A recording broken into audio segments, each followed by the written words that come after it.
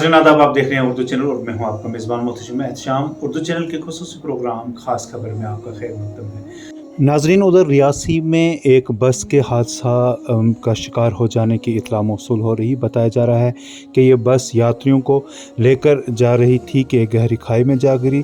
इस दौरान इब्तदाई इत्तला में के मुताबिक 10 अफराद जो हैं वो मौका पर ही जाँ बहक हुए हैं, जबकि कई अफराद ज़ख्मी भी हुए हैं। इस सिलसिले में मज़ीद तफसीलात का इंतज़ार है।